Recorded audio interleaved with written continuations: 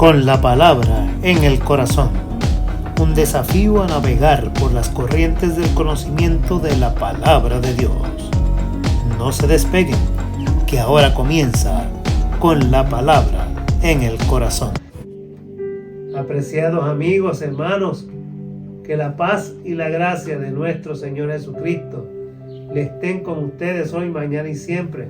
Es nuestro habitual saludo, ya que cada semana mi esposa Sandra Torres y su servidor Richard López les traemos con la palabra en el corazón.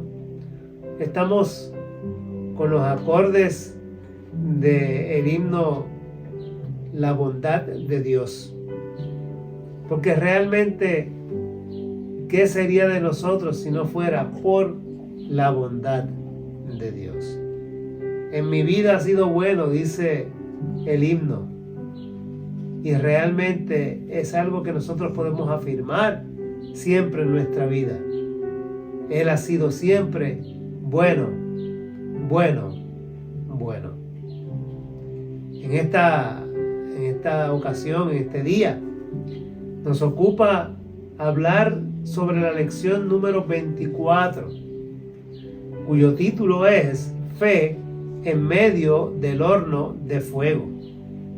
Está basada en el libro del profeta Daniel, en el capítulo 3, los versos del 19 hasta el 28. El texto para recordarnos dice: Y Nabucodonosor dijo: Bendito sea el Dios de Sadrach, Mesach y Abednego, que envió su ángel y libró a sus siervos que confiaron en él, los cuales no cumplieron el edicto del rey y entregaron sus cuerpos antes que servir y adorar a otro Dios que su Dios. Una historia muy conocida que hemos leído mucho acerca de cómo Dios protege, libera y también instruye aún a los que no le sirven de su poder.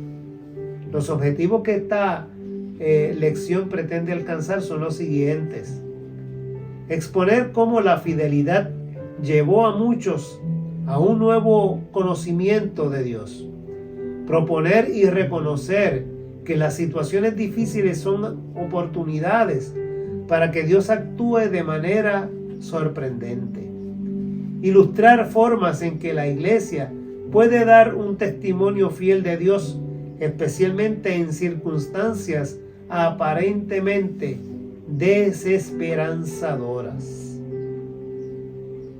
Cuando buscamos la lección tiene una palabra como vocabulario que es horno. Nuestro texto expresa una palabra hebrea que bien podría traducirse como fragua u horno de fundición. Probablemente era un espacio amplio, como una habitación, dedicada a la mezcla de metales o al horneado de ladrillos. La descripción en el texto genera una imagen según la cual esta habitación tendría una puerta o tal vez dos, pero que, por lo demás, sería cerrada. No se trata, por supuesto, del habitual horno doméstico con el cual se suele cocinar. Es posible que cada uno de nosotros nunca estemos realmente enfrentados a la muerte por defender nuestras convicciones personales. Nosotros vivimos en una región del mundo donde la práctica del culto es libre y donde no se nos entorpece, ni siquiera se nos prohíbe de ninguna manera. Tal vez en los tiempos más modernos, más recientes, se ha tratado de limitar un poco la expresión del culto cuando estamos en la calle a través de ordenanzas municipales que impiden que hagamos lo que antes hacíamos, que era ir a una calle, poner unos altavoces y desde allí predicar el evangelio. Todavía de alguna manera podemos hacerlo, pero en algunos municipios se hace de manera limitada y dentro de unos horarios que suponen la prudencia dentro de un orden social. Pero no tenemos prohibición. Podemos hacer nuestros servicios, nuestros cultos de manera libre los días de la semana que nosotros querramos. Pero, sin embargo, cuando miramos otras regiones del mundo, no es poco común que nos sintamos amenazados por las consecuencias que podríamos experimentar si decidimos mantener nuestras creencias. En nuestra región no, pero en otras regiones del mundo sí. Y queremos compartirles de manera breve la historia del himno He decidido seguir a Cristo, para que nos fortalezca sobre todo en la fe y amemos con más fuerza a aquel que nos amó primero. Los que conocen el himno saben que sus letras están basadas principalmente en las últimas palabras de un hombre en Assam, en el nordeste de la India, quien junto a su familia, por la predicación de un misionero, fueron a Jesucristo en arrepentimiento y confiando en que el Señor, y declararon que Cristo era su Salvador y su Señor, y se convirtieron a la fe cristiana. Cuando el jefe de la aldea donde ellos vivían se enteró de que ellos se habían convertido al cristianismo, llamó al hombre y junto a su familia comenzó a decirles que tenían que renunciar a su fe. Si no, él y su familia morirían. La respuesta de aquel hombre creyente fue comenzar a cantar: he decidido seguir a Cristo, no vuelvo atrás, no vuelvo atrás. El jefe ordenó a sus arqueros que primero dispararan contra sus hijos, y así lo hicieron. Luego el jefe de la aldea comenzó a decirle y a insistir: arrepiéntete de esa conversión, niega esa nueva fe que estás practicando, o si no tu esposa también va a seguir como siguiente víctima de tu propia decisión. Y él simplemente siguió cantando: he decidido seguir a Cristo, no vuelvo atrás, no vuelvo atrás. Inmediatamente los arqueros dispararon contra su esposa también. El jefe de la aldea insistía: sálvate tú por lo menos. Pero él seguía con la letra del himno: he decidido seguir a Cristo, no vuelvo atrás, no vuelvo atrás. Y finalmente también lo ejecutaron a él. La historia dice que después de un tiempo, el jefe de la aldea, considerando lo que había vivido y la fe de aquel hombre creyente, se convirtió a Cristo y comenzó a decir: ahora yo también pertenezco a Cristo. Y así él y toda la aldea se convirtieron a Cristo, abrazaron la fe de la cristiandad. La historia, hermanos, de este famoso himno es un reflejo de lo que puede llegar a costar seguir a Cristo. Nuestro Señor en Lucas capítulo 14, los versos 25 al 33, nos exhorta a ser sabios y calcular el costo de lo que significa ser un discípulo de Jesucristo. La pregunta que hacemos dentro de esta introducción es: ¿realmente estamos dispuestos a pagar el precio? ¿Estamos dispuestos a llegar al martirio y no negar a Cristo y afirmarnos en esa fe? Vamos a ver lo que pasó en Daniel capítulo 3 y comenzamos a leer en el verso 19, en el nombre del Padre, del Hijo y del Espíritu Santo. Amén. Entonces Nabucodonosor se llenó de ira, cambió el aspecto de su rostro contra Sadrach, Mesach y Abednego, y ordenó que el horno se calentara 7 veces más de lo acostumbrado. Y ordenó a hombres muy vigorosos que tenían en su ejército que ataran a Sadrach, Mesach y Abednego para echarlos en el horno de fuego ardiente. Así pues, estos hombres fueron atados con sus mantos, sus calzados, sus turbantes y sus vestidos, y fueron echados dentro del horno de fuego ardiente. Y como la orden del rey era apremiante, y también habían calentado mucho el horno, la llama del fuego mató a aquellos que habían alzado a Sadrach, Mesach y Abednego.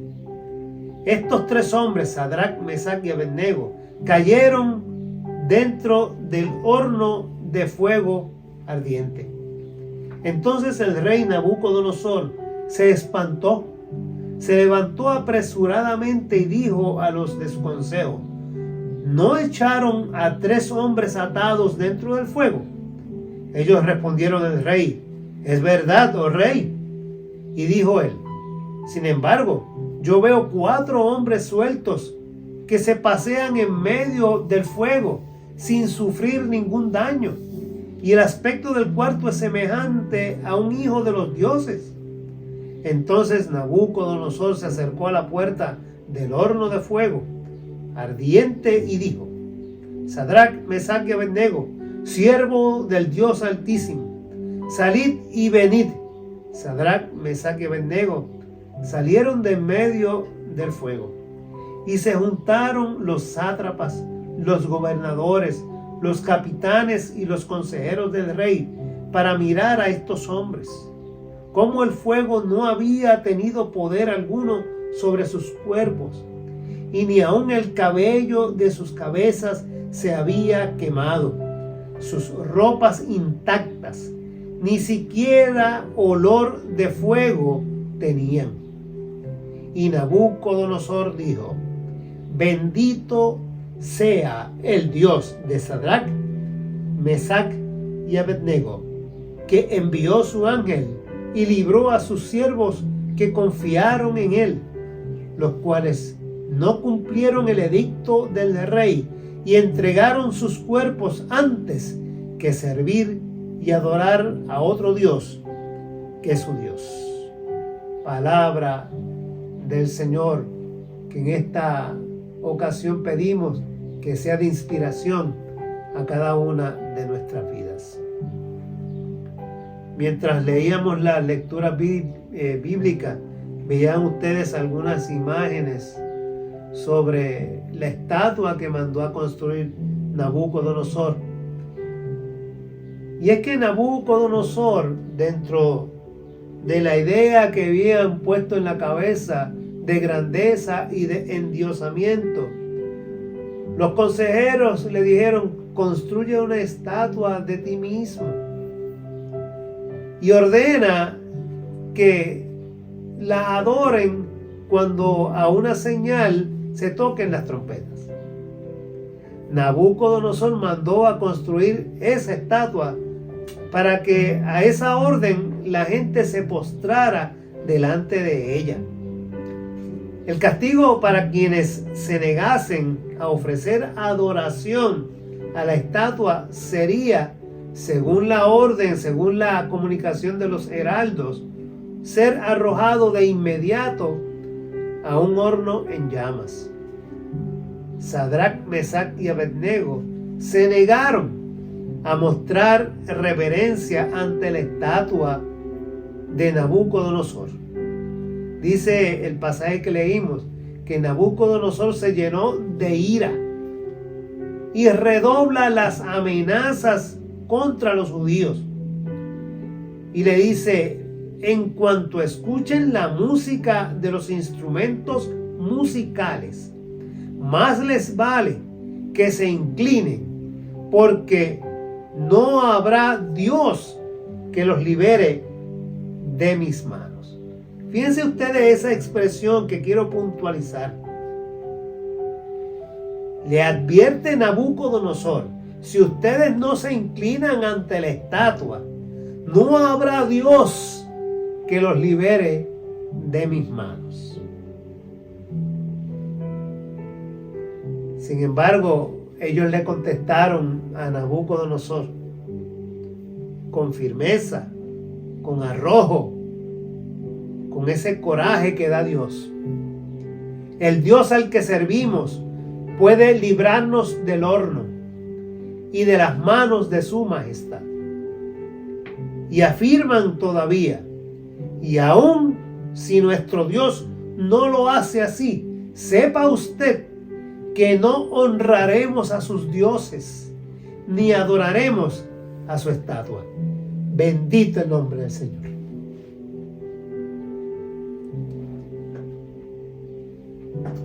Coraje, fortaleza en el Espíritu de Dios para enfrentar aquel que quería, sobre todo, cambiar lo que en su corazón había, una fidelidad a Dios. ¿Tendremos nosotros ese valor? ¿Tendremos nosotros ese arrojo? La Escritura dice que el horno fue sobrecalentado 7 veces más de lo normal. Hasta los soldados que llevaron al horno a Sadrach, Mesach y Abednego murieron porque las llamas eran tan fuertes que no resistieron el calor del fuego de aquel horno. Los arrojaron. El rey y todos sus ayudantes, consejeros, gobernantes, como dice la Escritura, vieron y estaban sorprendidos. Fueron testigos. No fue una visión exclusiva de Nabucodonosor cuando miró hacia el horno de fuego y vio a 4 figuras que caminaban en el horno. Todos lo vieron. Él pregunta a sus ayudantes y dice: pero no fueron 3. ¿Por qué hay 4? Y los que están a su alrededor afirman verdaderamente: sí, eran 3, pero hay 4. O sea, hay testigos de lo que ocurrió. El rey y todos los que lo vieron estaban sorprendidos al ver 4 personas adentro. Ya no estaban atados. Y esto es importante, porque la Escritura dice que escogieron a soldados de los más fuertes, de la élite del ejército de Nabucodonosor, para atarlos con firmeza. Lo que quiere decir es que no había forma de soltarse. Sin embargo, ya no estaban atados. No sufrían daño alguno. Ni siquiera sus vestidos olían a humo. Y entonces expresa Nabucodonosor: alabado sea el Dios de estos jóvenes, que envió a su ángel y los salvó. Hermanos, en el mundo hay lugares donde siguen muriendo personas por reconocer abiertamente que son seguidores de Jesucristo. Más común es verse tentado a romper ciertas creencias personales para ganar algo. Si usted se fija en los tiempos modernos, sobre todo aquí en la iglesia en Occidente donde estamos, vemos cómo personas claudican de su fe para conseguir cosas. Simplemente ante los movimientos modernos de afirmación de la inclusividad y de otro tipo de cosas que han querido introducir a la sociedad y normalizar estas conductas como si fuera algo correcto, aún muchas iglesias están claudicando, están dando un paso atrás, y en vez de defender el evangelio, están cayendo también dentro de esta conducta y están normalizándola dentro de sus iglesias, dentro de sus congregaciones.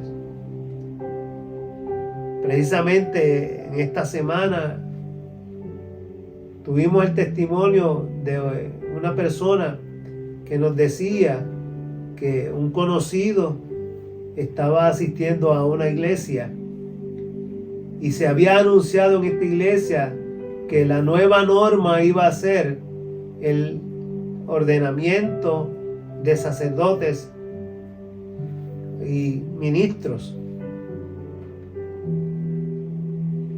para que pudieran casar personas del mismo sexo, donde personas que abiertamente se declaraban fuera homosexuales o fuera de cualquier otra atracción, pudieran ser ministros sin ningún problema. Este tipo de conducta es lo que nosotros llamamos caer dentro de la norma que la sociedad nos quiere imponer. Por eso es que decimos que es más común ver y verse tentado a romper estas creencias para ganar algo, para ganar adeptos, para ganar posición en la sociedad, para penetrar los círculos de poder.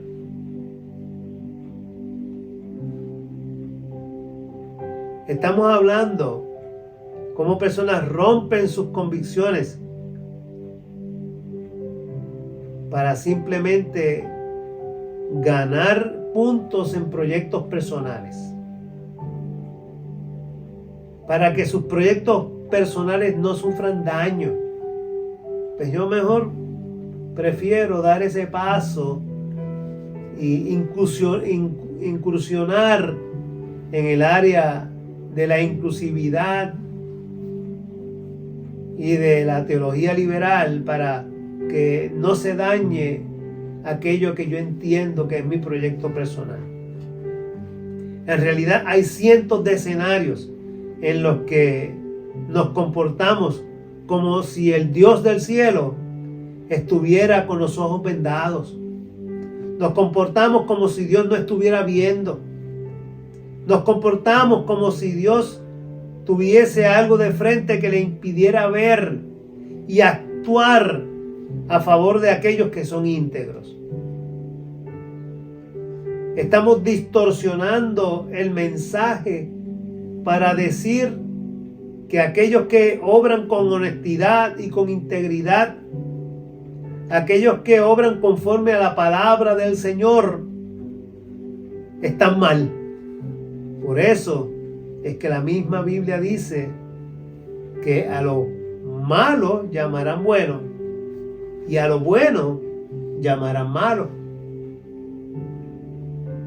Porque ser honesto, ser íntegro, parece que es una palabra mal escuchada, altisonante, una mala palabra, si podemos decirlo en esos términos.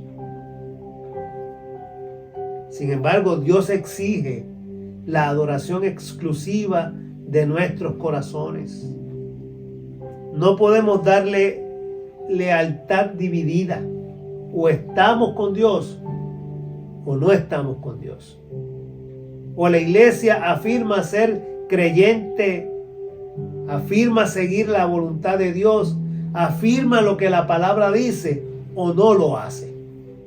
Pero no podemos estar en los extremos donde decimos, pues yo, dependiendo de las circunstancias, me muevo a un lado o me muevo al otro para estar bien con todo el mundo.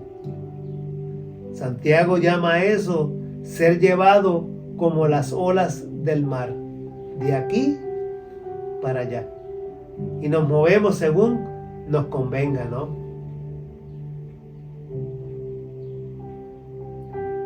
Eso significa que cuando no nos salva de caer en problemas, esta conducta puede evitar que los problemas realmente los lastimen. Si no, yo mejor me mantengo al margen. De esa manera evito problemas. Ese es el pensamiento, ¿no?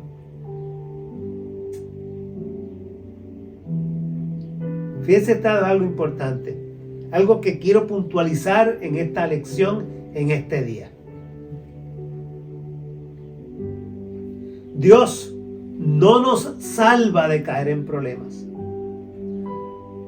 Dios no evita que tengamos problemas, porque todos nosotros nos hemos visto en medio de diversos problemas, diversas situaciones.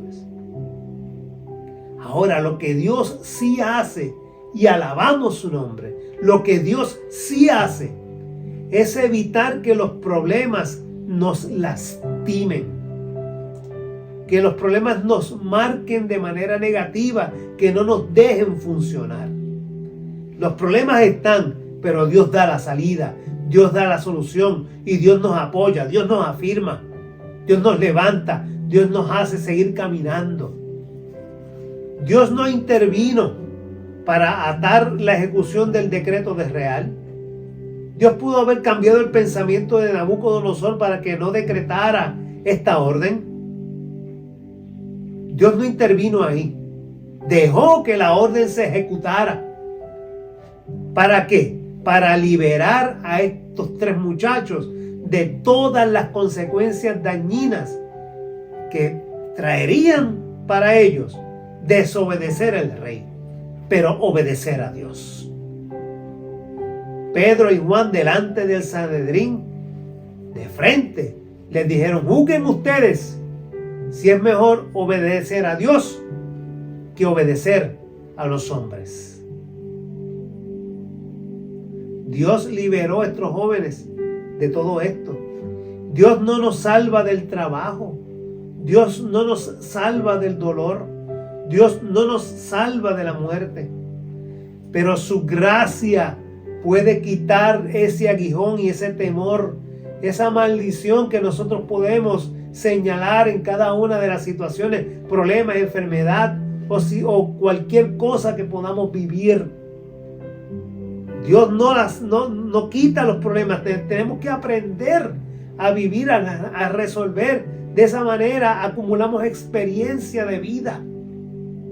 Pero en medio de cada situación, Dios se manifiesta y su gracia está sobre su pueblo. Mientras nos deja en el mundo.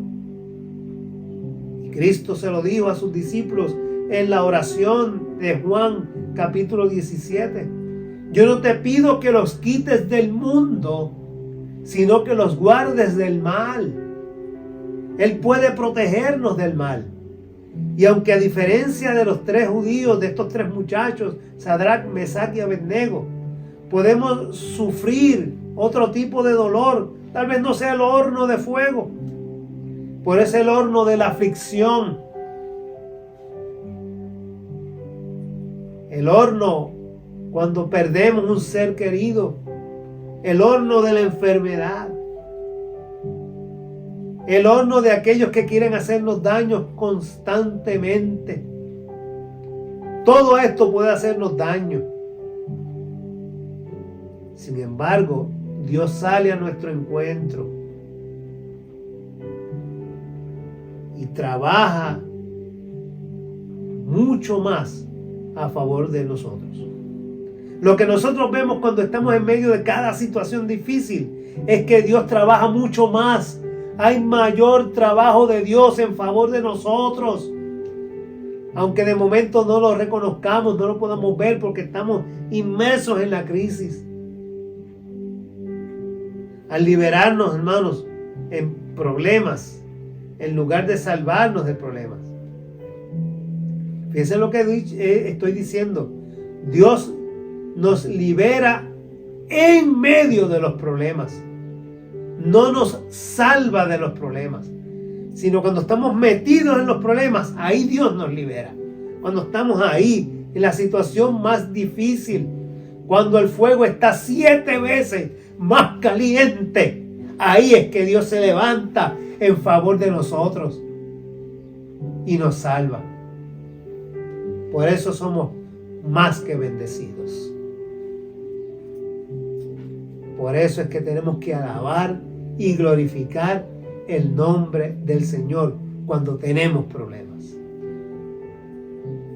Cuando todo está bien, no, cuando hay problemas verdaderamente, ahí se levanta Dios. Escuchábamos a un pastor testimoniar acerca de un pastor de mucha experiencia. Él citaba a otro pastor diciendo: Señor, yo te pido que le des muchos problemas a la gente. Envíale muchos problemas a la gente. Porque mientras más problemas les envíe, más ellos vienen a la iglesia y más se acercan a ti. Porque cuando están bendecidos, cuando se sienten bien, cuando todo anda bien y no hay problemas, no se acuerdan de ti y no vienen a la iglesia. Es cuando están en medio de situaciones difíciles y problemas que se acercan a la iglesia y vienen más a las reuniones, piden más oración, se involucran más en el trabajo de la iglesia. A fin de cuentas, es en medio del dolor cuando Dios se manifiesta con mucho más poder. Y lo vemos en esta historia. No los libra para que no caigan en el horno, sino que en medio del horno, allí es que Dios manifiesta su poder.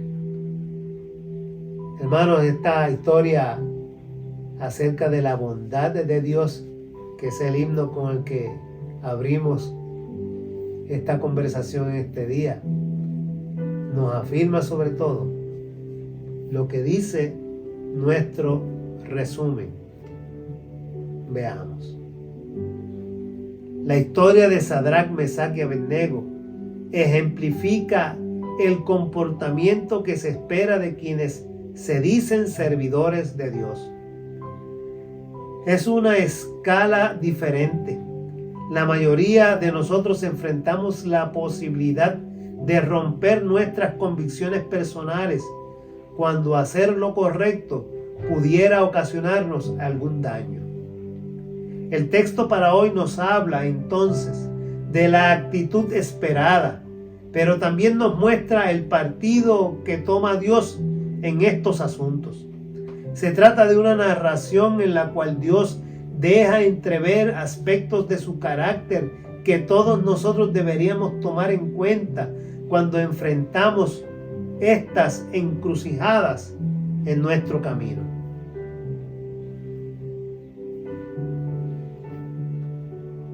Y esa es nuestra realidad. Cada vez que nosotros tenemos un camino que parece ser difícil, deberíamos glorificar a Dios. Cuando vemos que las cosas no están saliendo como quisiéramos, primero tenemos que ver si es la voluntad de Dios. Pero si es la voluntad de Dios que caminemos por ahí, es porque hay un aprendizaje. Por eso nosotros tenemos que mirar esta historia y darnos cuenta de que nosotros no enfrentamos la vida solos. Dios está con nosotros caminando junto al camino. Está junto a nosotros en el camino. Vamos a orar. Vamos a orar y con esto nos despedimos en este día. Siempre recordándoles que nos acompañen la próxima semana, si así Dios lo permite, y que sigan orando, sigan intercediendo por nosotros. Gracias por las oraciones y por la respuesta a nuestro llamado por nuestra nuera. Le agradecemos muchísimo ese apoyo y ese respaldo. Y sabemos que todo está en las manos de Dios. Oremos.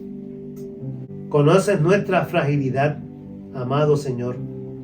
Sabes también de nuestro anhelo de ser fieles a las convicciones que pones en nosotros. Pero también conoces nuestra fragilidad.